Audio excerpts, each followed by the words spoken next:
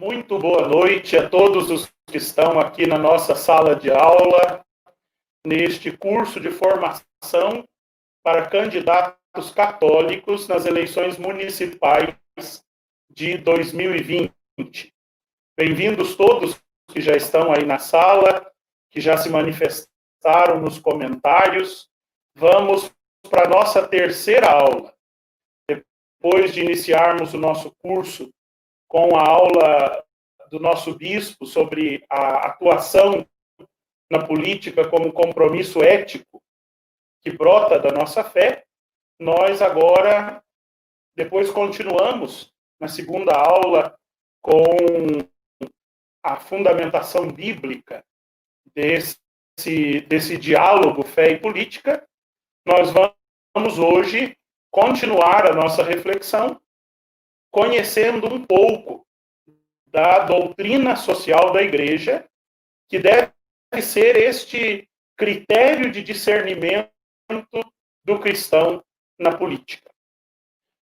Não deixe você que está aí na sala de registrar a sua presença aí no nosso chat. É pela sua presença registrada no chat que nós registramos a presença nessa aula. E para que você tenha o certificado no final do curso, é indispensável o registro da sua presença.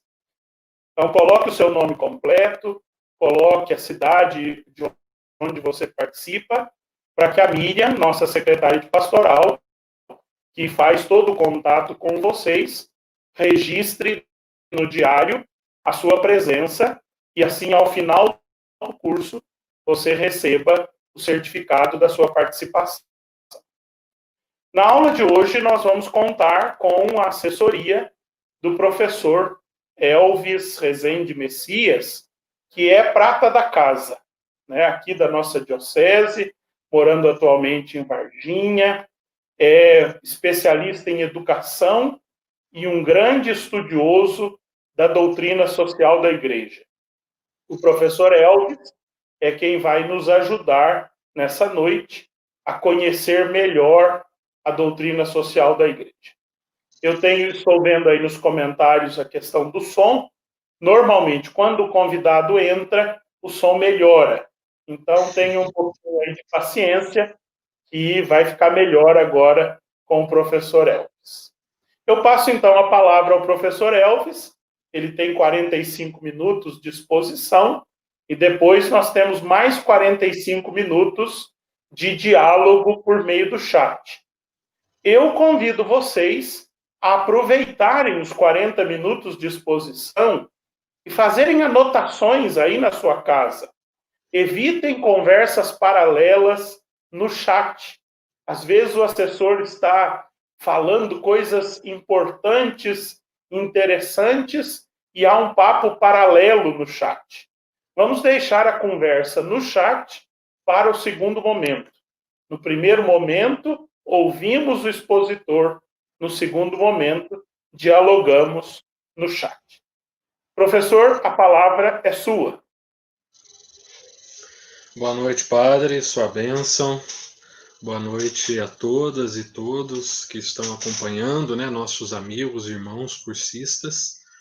É uma alegria muito grande poder participar dessa noite de hoje, ajudar, contribuir de alguma forma sobre a doutrina social da Igreja, né, que nós temos dedicado aí já há algum tempo, refletir, pensar, aprender, estudar, né, e beber de tudo quanto ela tem para ensinar para nós. Provavelmente vai uma vida toda e depois, quando chegarmos no céu, ainda, né, aí sim poderemos, então, de fato, começar a mergulhar na doutrina social, porque, como diz o Papa Francisco, a doutrina social é o próprio Cristo, é Ele o Evangelho social, né? Então, mergulhar nisso é mergulhar no próprio amor de Deus, que incansavelmente não nos deixa de salvar e salvar integralmente. Então, uma alegria poder participar desse curso e ajudar um pouquinho nessa formação sobre a doutrina social como parâmetro, né, para o agir, para o discernimento, enfim, para a compreensão do cristão, do candidato cristão aí na vida política, né? Então, uma honra, uma graça poder partilhar um pouquinho sobre isso.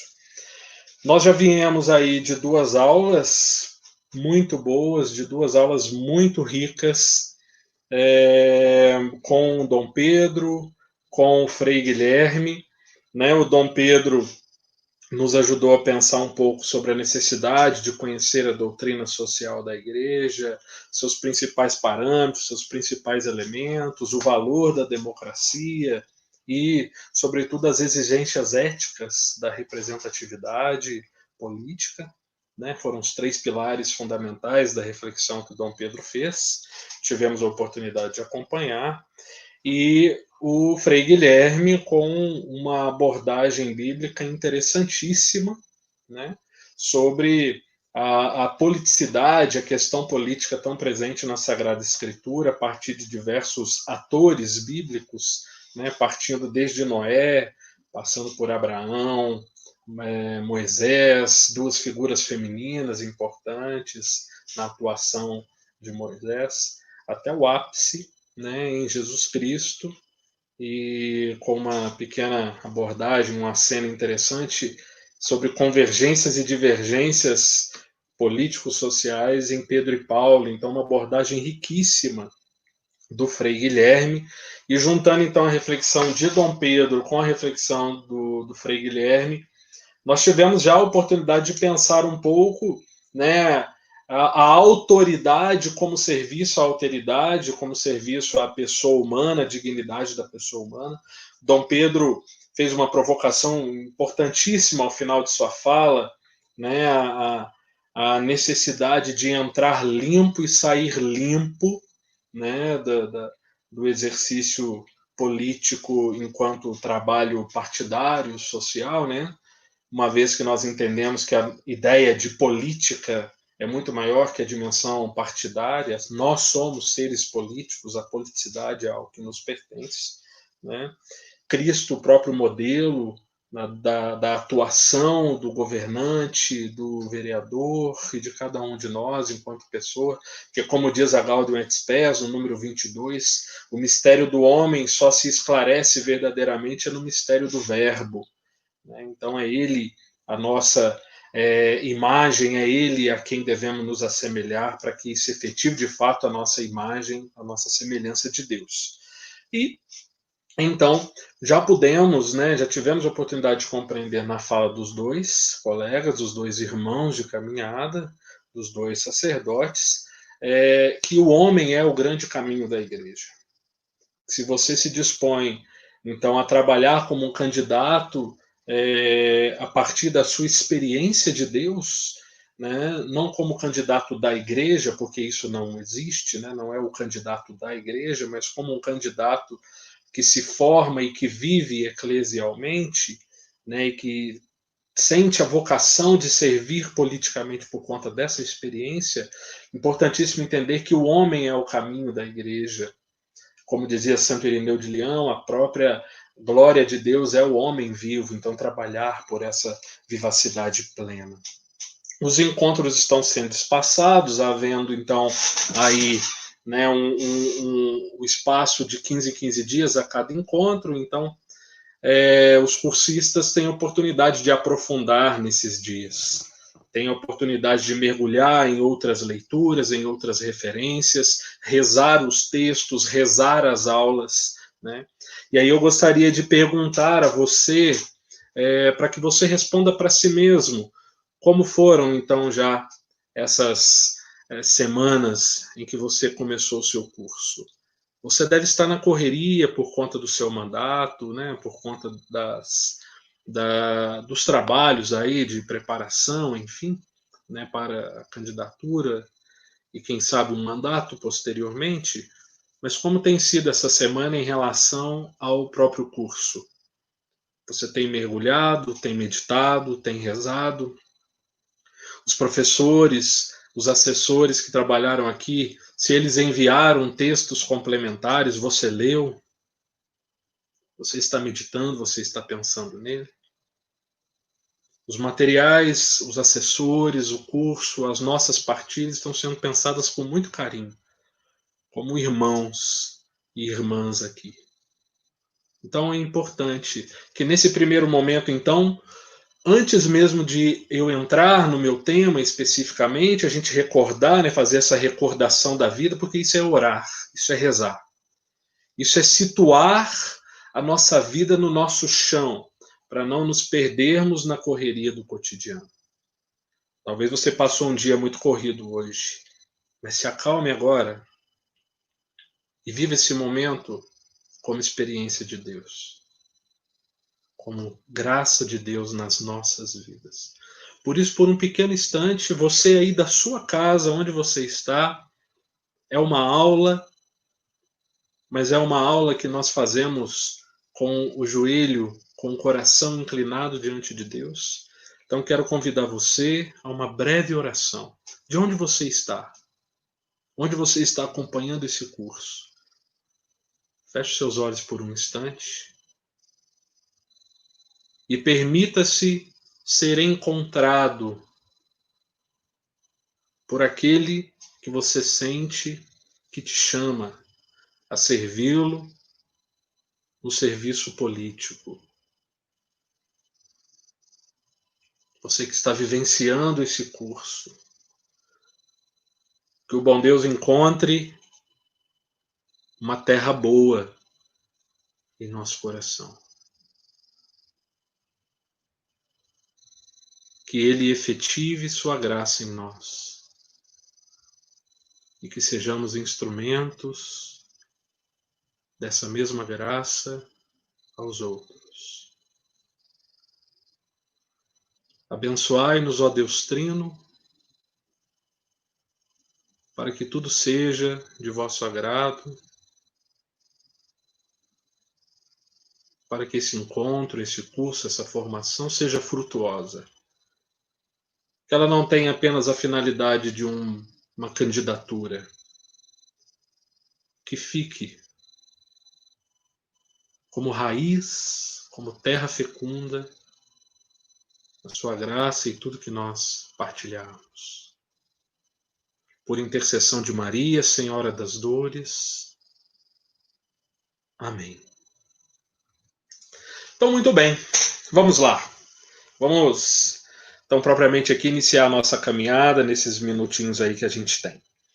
O itinerário que eu pensei, que eu planejei para esse nosso encontro hoje, um pouco ousado, acredito eu, que não deve dar muito tempo, mas a princípio, né, em termos de partilha, de introdução, de provocação, a gente pensou fazer o seguinte caminho. 3 momentos fundamentais. Num primeiro momento, vou fazer aqui então uma breve apresentação da doutrina social da Igreja, situando um pouco o seu espírito, né, a partir daquilo que nós temos estudado, refletido, seguindo um pouco o roteiro que está presente no livro que eu e Dom Pedro publicaremos pela Paulus agora, em breve, não deve demorar, né? Um livro que nós produzimos com muito carinho, partir um pouco das pesquisas que nós temos feito, que eu tenho feito, em pesquisa, né, de doutorado, em ciências da religião, nos nossos estudos. Então, apresentar um pouquinho a doutrina social da Igreja, apresentar um pouquinho o espírito da doutrina social da Igreja e seus principais princípios, seus principais valores e as suas principais encíclicas. Porque isso vai apresentar a você, então, um chão, né, onde você pode mergulhar, conhecer, aprofundar, dentre as várias indicações, citações que nós vamos fazer. Para essa breve apresentação da doutrina social da Igreja, eu compartilhei, né, com vocês, já pedi que fosse, então, enviado a vocês um pequeno textozinho que nós publicamos no site da Diocese no ano passado. Então, a doutrina social da Igreja, em breves, né, 14 perguntas e respostas. Então, ali você vai encontrar vários dos elementos que nós vamos conversar aqui. No segundo momento, gostaria de falar um pouco mais dedicadamente sobre a temática da política a partir da doutrina social da Igreja. Então, dentro do documento, do compêndio, dos documentos, das encíclicas, as grandes orientações, as grandes sacadas políticas. E aí, para isso também, Vamos compartilhar com vocês um material complementar, deve ser enviado hoje ou amanhã para o e-mail de vocês, para o grupo do WhatsApp, um texto, né, um artigo científico que publicamos no final do ano passado, eu com o padre Marcial Massaneiro, escrevemos em coautoria, sobre o católico e o dilema da opção partidária, que é um tema que, né, espinhoso, tem gerado problemas, então nós refletimos um pouco sobre isso para ajudar o pessoal à luz da doutrina social. E, num terceiro momento, quero também acenar algumas coisas em relação à dignidade central da pessoa humana, né, e os encaminhamentos disso em relação aos chamados direitos humanos, que também é uma temática que tem se tornado espinhosa, mas que para nós é muito tranquilo, né, de entender a centralidade e dignidade dessa conceituação. Então, nós vamos seguir esses 3 caminhos. Também para essa temática dos direitos humanos, vai ser compartilhado também um texto, né, um artigo para aprofundamento em relação a isso. Então, eu vou disponibilizar para vocês, e isso vai nos ajudar como roteiro também formativo, indicação bibliográfica complementar, 3 textos. Esse da doutrina social em 14 perguntas e respostas, o outro, então, sobre o católico e o dilema da opção partidária à luz da doutrina social da Igreja, que eu escrevi com o padre Marcial. O primeiro das perguntas e respostas eu escrevi com o Alessandro, um amigo nosso da Diocese também, candidato ao diaconado permanente, um amigo de 3 pontas, e um terceiro texto sobre a doutrina social da Igreja e os direitos humanos, a partir da antropologia teológica. Então, fica a indicação depois para uma leitura nos próximos 15 dias, então, de intervalo para a próxima aula, né, partilhar e ler um pouco esses textos e rezá-los. Então, vamos lá, uma breve apresentação, então, umas breves considerações sobre a doutrina social da Igreja, sobretudo entendendo um pouco seu espírito. Nós podemos tomar como referência 4 citações, 4 passagens bíblicas, 4 situações bíblicas que são bastante exemplares para nós entendermos a doutrina social da Igreja, por que a Igreja intervém, né, e como ela se fundamenta em relação ao trabalho político. Dom Pedro já nos ajudou a pensar muito bem na aula que ele ministrou, né? A Igreja não comete um equívoco quando ela fala das questões sociais, porque nós acreditamos que o Evangelho tem incidência social, né? Então, para nós, não se trata apenas da salvação da alma das pessoas, se trata de uma salvação integral, né? O Evangelho tem incidência histórica, né? Então, essas 4 citações, enfim, essas 4 passagens bíblicas que eu quero indicar aqui para você, elas servem como paradigmas importantes para a gente pensar a doutrina social da Igreja. A primeira delas é que que eu gostaria de citar, isso não é uma ordem, né? A gente poderia citá-las em ordens diferentes, é o Evangelho de Mateus, capítulo 25. Sobre aquela passagem, aquela citação, né, que está nos versículos 34 a 40, em que Jesus fala claramente que tudo que nós fazemos ou nós deixamos de fazer em relação aos pequeninos, é a ele que fazemos ou é a ele que deixamos de fazer. Então, Mateus 25, 34 a 40, uma referência importante, né? O próprio Cristo que se reconhece, que se vê, e que nós, portanto, podemos encontrá-lo naqueles que mais sofrem. Aquilo que a doutrina social da Igreja depois, né, veio a chamar de amor preferencial pelos pobres ou opção preferencial pelos pobres. Os pobres não entendidos aqui como uma categoria meramente sociológica, não reduzidos a determinada categoria ou classe social, mas o pobre enquanto referência cristológica mesmo, o próprio Cristo que se faz pobre, que se identifica especialmente com eles. Então, diversas pobrezas existenciais, as periferias da vida, as periferias da existência, né?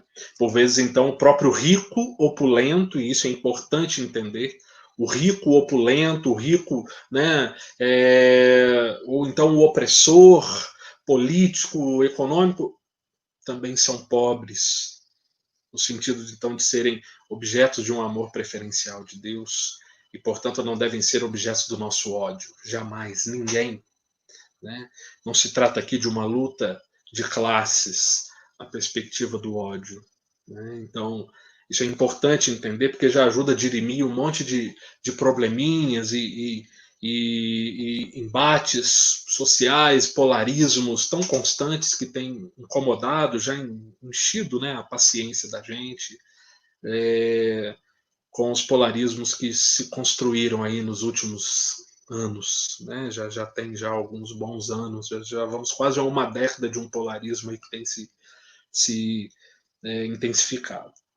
Então, Mateus 25, 34, outra citação importantíssima, Lucas 10, no contexto, né, da própria campanha da fraternidade esse ano, Lucas 10, de 30 a 37, né, o samaritano que vê, sente compaixão, se aproxima e cuida, né, a importância da proximidade.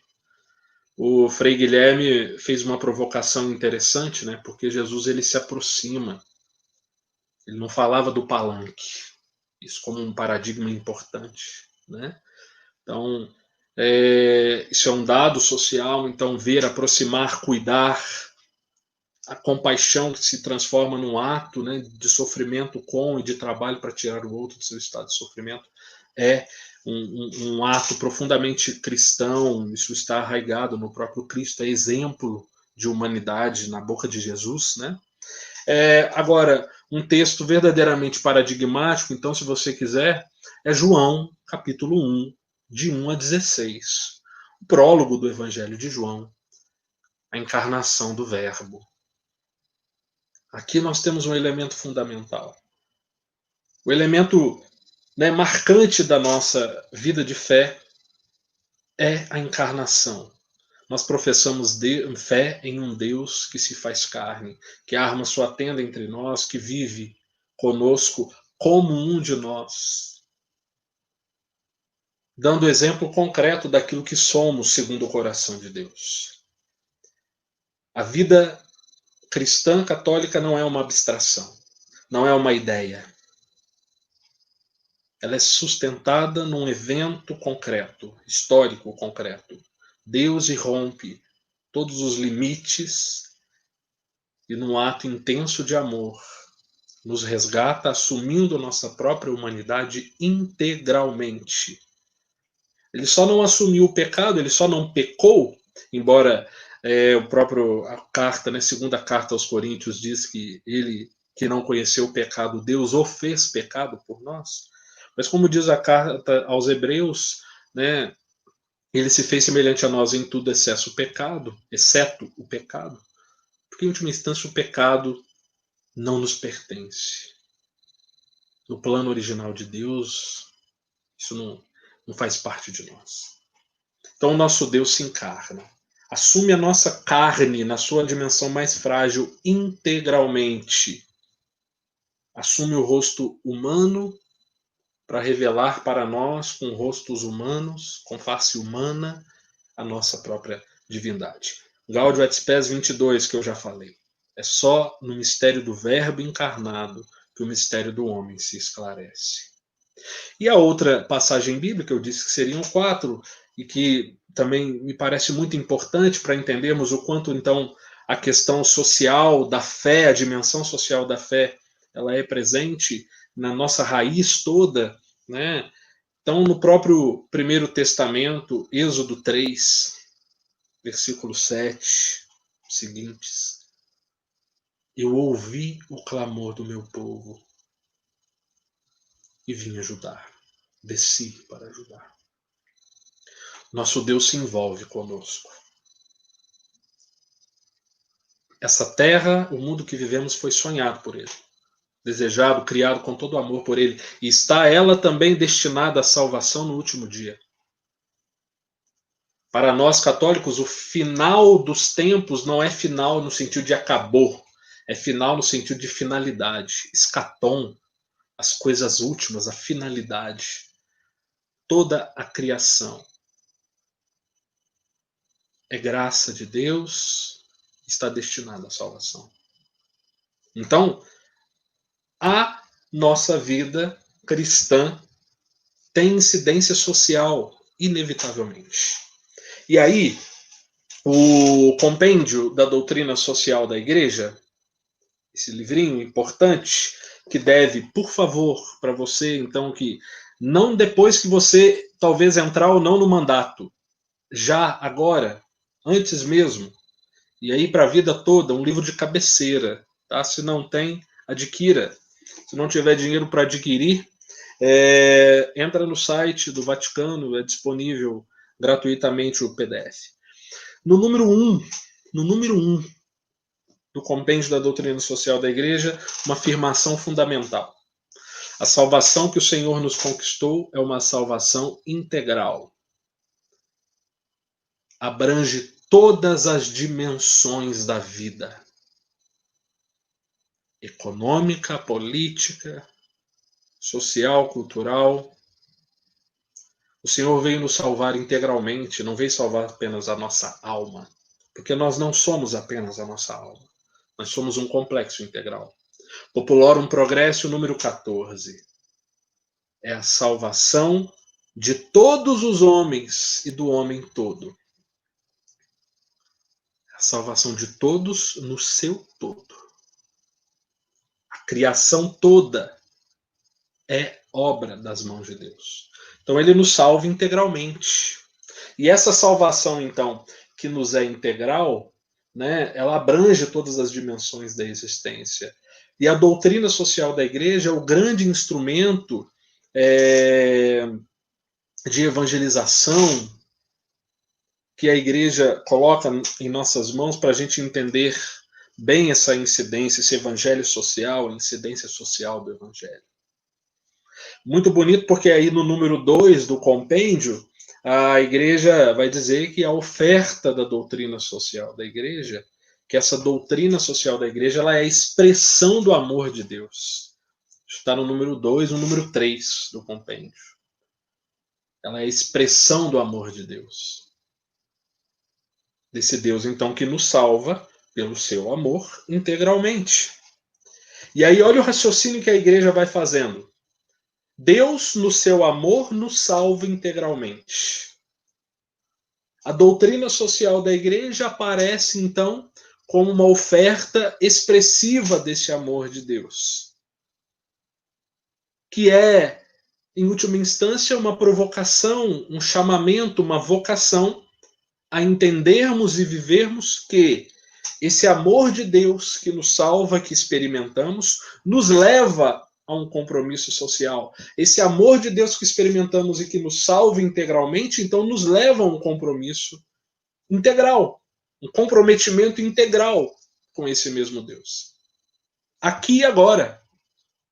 Ainda que não acreditemos, né, que o paraíso se reduza a um bem-estar material aqui no agora, a dignidade humana vivida aqui e agora, dignidade para todos, nesse mundo que Deus criou com bens, né, com graça e inteligência para que todos pudessem experimentar na sua totalidade, nós temos bem suficiente a servir para todo mundo, embora esteja mal distribuído.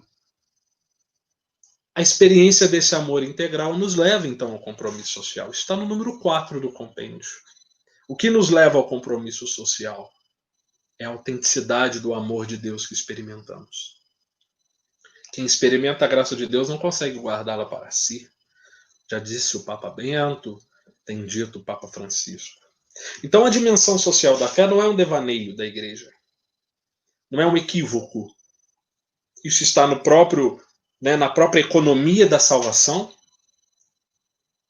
Toda pedagogia, toda a ação de Deus revelada, né, presente na Sagrada Escritura, revela um Deus que intervém no sentido, né, de cuidar de nós na nossa história e que oferece um sentido para a história.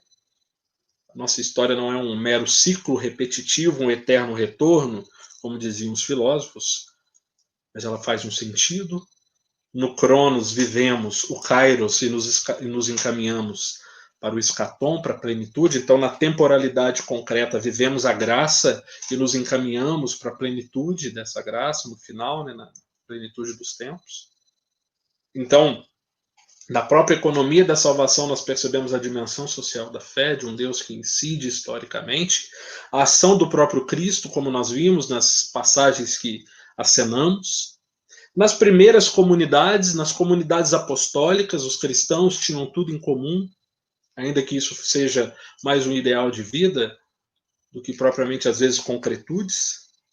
E os primeiros séculos, Papa Clemente Romano, né, Santo Ambrósio, falam do uso comum, da destinação universal dos bens. Os grandes princípios da doutrina social da Igreja estão justamente assentados nessa grande tradição, né, da economia da salvação, de Jesus Cristo, dos apóstolos e das primeiras comunidades.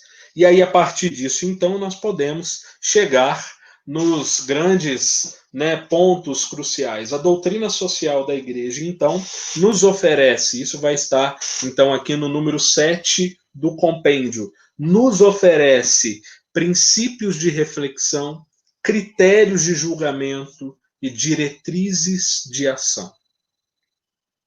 Princípios de reflexão. Nós somos seres políticos e racionais. Racionais. Deus nos fez com a capacidade de pensar, de refletir, com a liberdade, com a dignidade do pensamento. A nossa racionalidade é a expressão do próprio Logos, que é Deus. Sabedoria plena.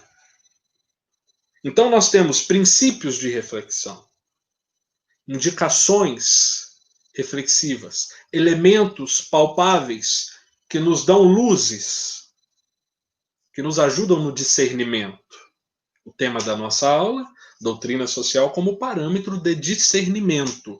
Não é tema da nossa aula que a doutrina social é a resposta pronta e acabada. Sabe por que a igreja não vai dizer para você se você pode ou não pode votar no fulano de tal, associar ou não ao partido tal? Embora tenha gente que morra de vontade disso acontecer, mas não vai acontecer.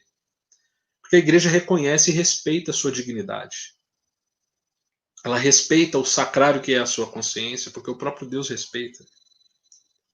A igreja não tem o direito de agir desrespeitando a nossa consciência. Ela não tem modelos a propor, porque o próprio modelo é Jesus Cristo. A gente precisa mergulhar nele para saber viver, como diz aquela música, né? É preciso saber viver. Então ela nos apresenta princípios de reflexão, critérios para julgar. Diversos elementos que, né, mergulhando então na doutrina social, a gente vai percebendo. E a própria doutrina social diz, né, gente, não crie a ilusão de que um partido vai responder às exigências da fé cristã, porque não vão, não tem nenhum. É um equívoco perigoso desejar isso. A consciência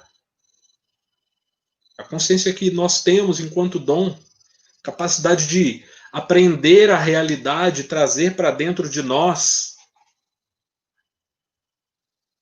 como algo a ser degustado, pensado. Por isso, no começo dessa aula, eu perguntei a você, em tons orantes, como está o seu exercício de meditação das aulas que tivemos até aqui.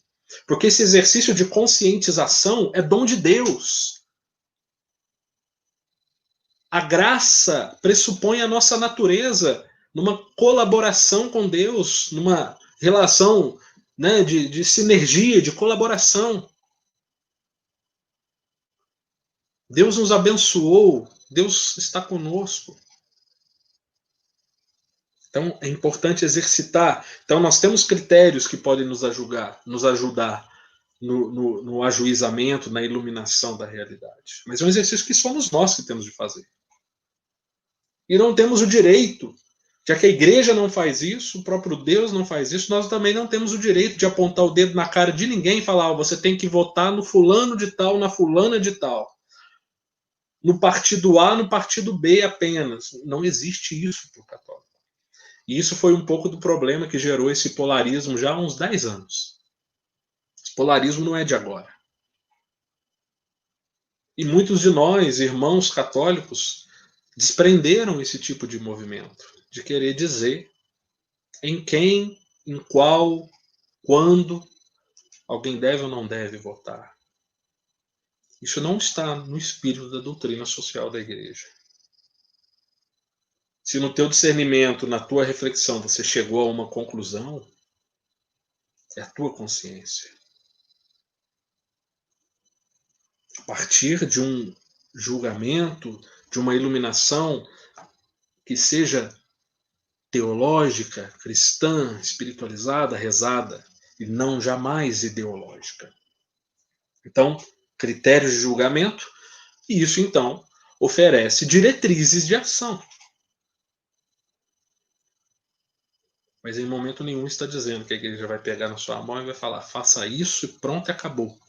A gente pode até sentir saudade desse tipo de moralidade, desse tipo de teologia moral casuística. Sabe o que é a teologia moral casuística? É aquela teologia moral de antigamente que dizia o pode e não pode. Faça, não faça. Muita gente reclamou, isso gerou uma crise, né, na modernidade, né, a igreja como muito taxativa do que pode e não pode, do que é ou do que não é. E a igreja, ela é muito consciente da sua missão. E ela revê, ela aprofunda nas coisas. Frei Guilherme comentou na aula dele. Para além das doutrinas que mudam, diferentemente dos dogmas, que são poucos, para além da doutrina, a gente tem Cristo. E aí a igreja, formidavelmente, ela vai dizer, não temos modelo a propor, ou se o temos, não somos nós que propomos, é um próprio modelo que se propõe, é o próprio Cristo. Então, algo importante a pensar. E no mesmo número 7, então, do compêndio, que é onde está essa definição, né, de princípios, critérios e diretrizes, no mesmo número 7, então a igreja define, a igreja, muito belamente, ela fala, doutrina social da igreja, a difusão, a divulgação da doutrina social da igreja é uma grande prioridade pastoral para esses nossos tempos. Muito, né, de forma muito especial, situado, então, no desejo da evangelização, da nova evangelização do século XXI. Isso esteve muito forte, presente no coração de São João Paulo II. Então, prioridade pastoral e é magistério autêntico. Doutrina social da igreja é magistério autêntico.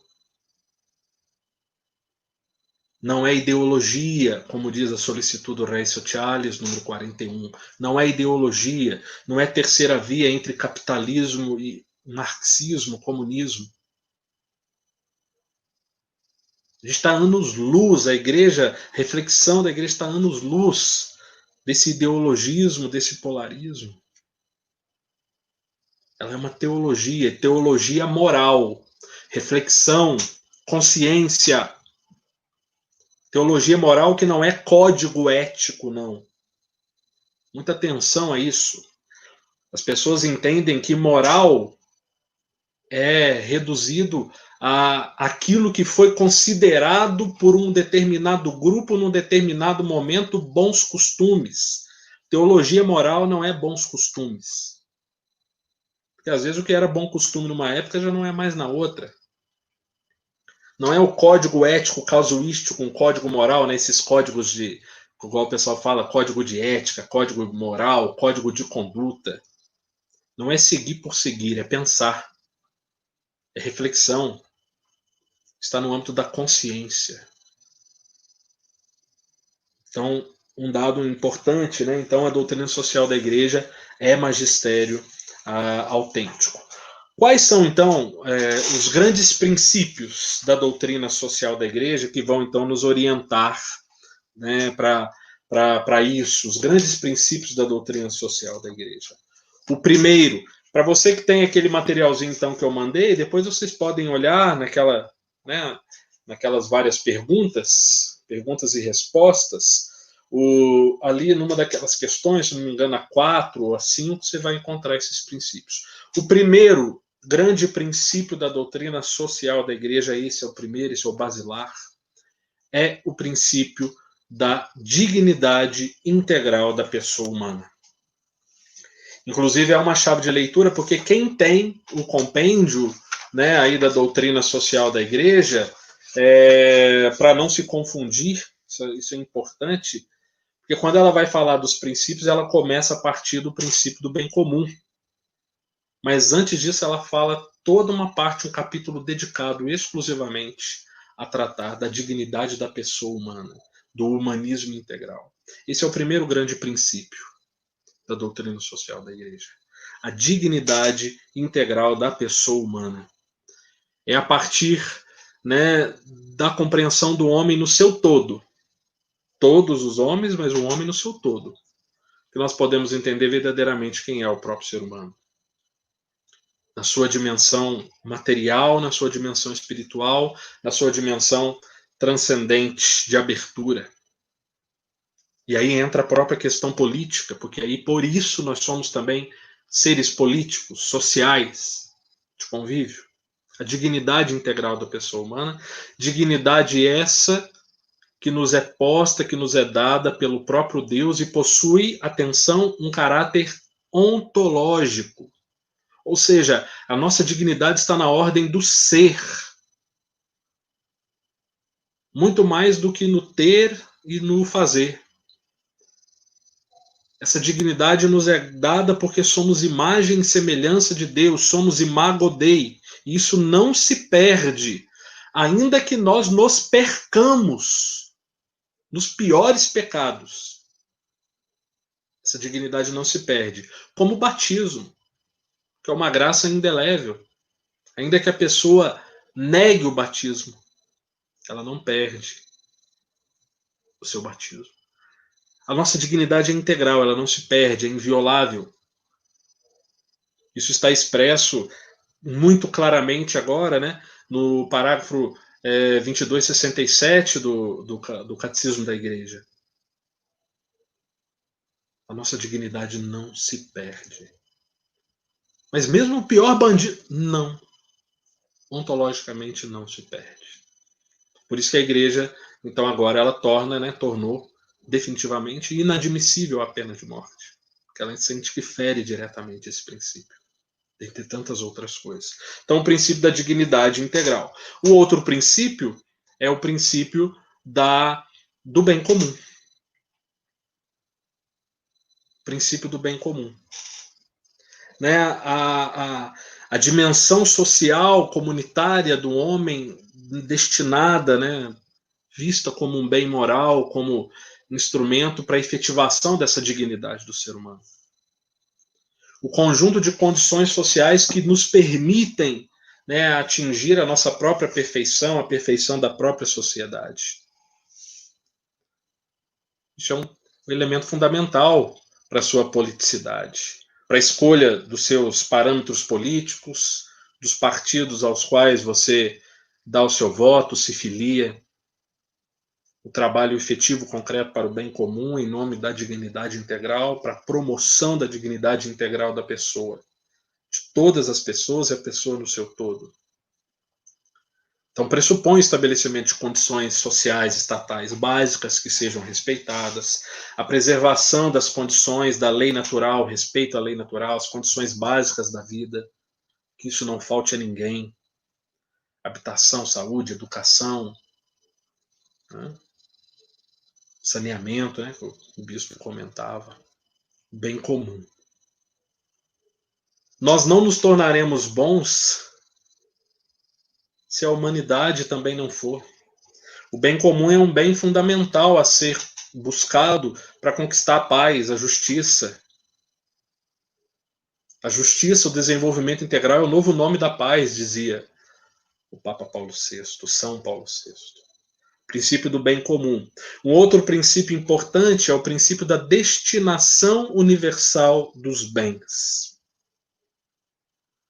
Aquilo que já estava, então, lá no Papa Clemente I, Santo Ambrósio, que eu citei, né, como a dimensão social da fé nas primeiras comunidades. Então, terceiro princípio o princípio da destinação universal dos bens.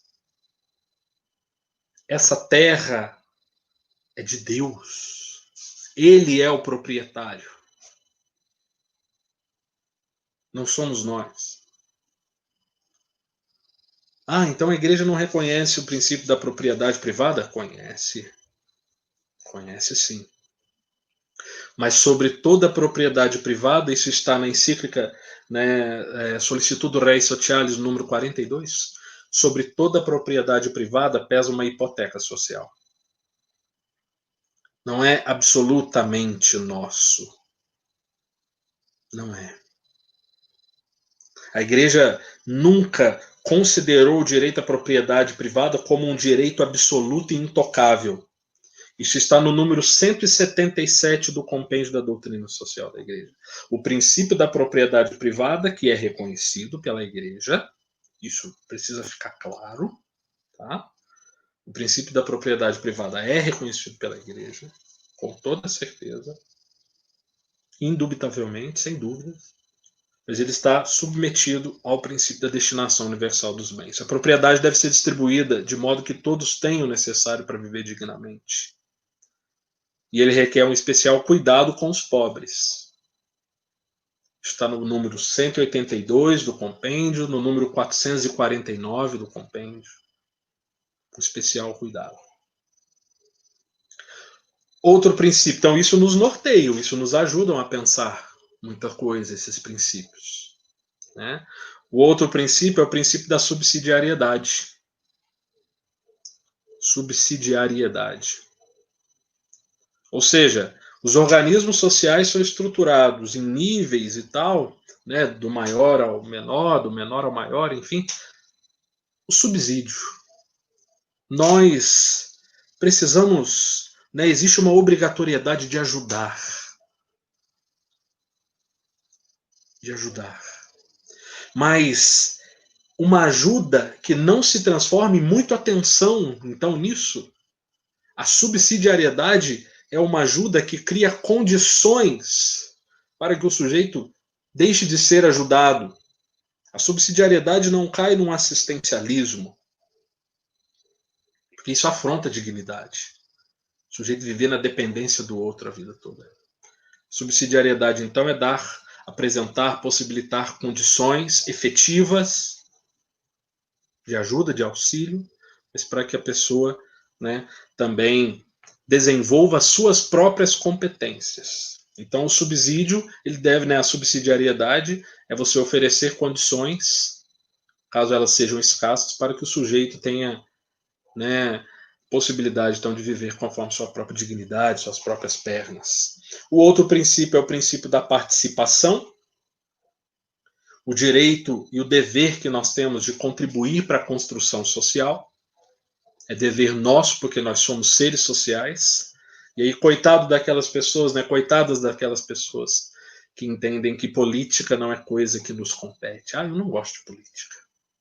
Como se nós pudéssemos não ser tocados, afetados por isso, porque somos seres políticos. Então, o princípio da cidadania ativa. E aí, o Estado democrático de direito, ele, por isso a igreja tem simpatia maior por ele possibilita maior isso. O outro princípio é o princípio da solidariedade, caminhando aqui, né, para o final. Já, como que passa rápido esses 45 minutos. Né, o princípio da solidariedade. Preservar firmemente, perseverar, se empenhar firmemente no bem comum, reconhecendo então que somos seres sociais, há uma interdependência entre nós. Isso não é condição estatal criada, não, gente. A dependência que há entre nós não é uma condição criada pelos estados, pelos regimes políticos, não. Isso é da condição da nossa própria natureza. Como diz, então, né, o compêndio da doutrina social da igreja, a dimensão política não é um anexo à nossa existência. Isso é oriundo da nossa própria origem. Deus, trino, comunidade, comunhão perfeita no seu seio. Então a solidariedade é um dever existencial. que afronta diretamente, que denuncia diretamente a globalização da indiferença, os modelos econômicos que matam, colocar a lógica mercadológica acima da lógica antropológica, da lógica humana, aproveitar situações de dificuldade, por exemplo, como a da pandemia que nós estamos vivendo, para afrontar ainda mais o direito das pessoas mais pobres, das pessoas mais humildes, para afrontar, né, a tempestade perfeita, para atacar quem pensa, para atacar a liberdade religiosa e por aí vai. Então, à luz desses princípios, nós podemos então entender que é a economia que serve o homem, e não o homem a economia. Que é a política estatal, partidária, que serve o ser humano e não o contrário. Que é o trabalho, uma efetivação da dignidade do homem, não de uma destruição do homem. Inclusive, o trabalho está, né, a primazia do trabalho sobre o capital, um outro elemento importante. Isso nos leva, então, aos 3 valores básicos da igreja, e aqui eu encerro essa primeira parte, porque eu acho que nas perguntas a gente vai ter oportunidade de aprofundar. E a igreja, então, ela tem 3 valores básicos, além desses princípios que eu elenquei. 3 valores orientam, né, toda a questão aí dos princípios, que é o valor da verdade, como exercício fundamental da vida humana, de nós buscarmos cada vez mais o aprofundamento na verdade, que não é uma conquista só de especulação, porque para nós a verdade ela se revela, mas é um exercício fundamental de mergulhar no conhecimento dessa verdade. Não é privilégio de um ou de outro, né? A verdade é justiça, como o novo nome da paz, e uma definição bonita da igreja sobre a justiça. A justiça é reconhecer o lugar ontológico dos seres, de todas as coisas. E por isso, então, trabalhar para que isso se efetive. Então, o primeiro reconhecimento básico de justiça é reconhecer o lugar de Deus no mundo. E não relegá-lo ao segundo plano. Reconhecer o seu protagonismo. A cristologia do Papa Bento XVI, por exemplo, bate muito nessa tecla. E o terceiro valor, o valor da liberdade. A consciência. Por isso, ao escolher os partidos, é importante muito pensar que você vai se filiar, que você se filiou, que medida ele respeita a objeção de consciência. Ou seja, a tua capacidade de pensar. Para depois, inclusive, ninguém vir com aquela má fé, aquela banalização do mal, aquela pouca vergonha de dizer que fez o que fez obedecendo ordens. Eu fiz o que fiz porque me mandaram. Não tem isso, não. A nossa consciência, o exercício da liberdade, é um exercício de encaminhamento para a verdade. E uma prática de justiça.